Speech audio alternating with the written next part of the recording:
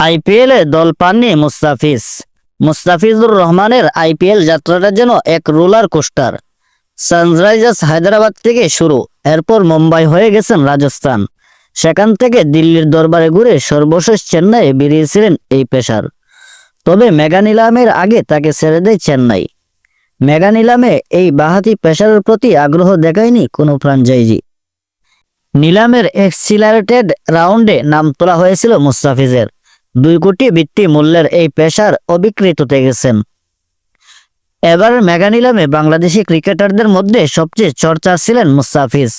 সাকিব আল হাসানের পাশাপাশি আইপিএলে দীর্ঘ অভিজ্ঞতা রয়েছে তার।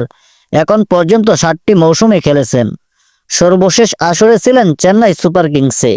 ফ্র্যাঞ্চাইজিটির হয়ে 9 ম্যাচে 14 উইকেট ছিল তার পকেটে। এর আগে 2016 অভিষেক আসরে সানরাইজার্স হায়দ্রাবাদের শিরোপা জয়ে বড় ভূমিকা ছিল মুস্তাফিজের।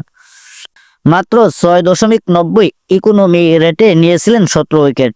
পেয়েছিলেন টুর্নামেন্টের সেরা উদীয়মান খেলোয়াড়ের স্বীকৃতি, যা আইপিএল ইতিহাসে একমাত্র অভারতীয় হিসেবে এই পুরস্কার জয়ের কীর্তি।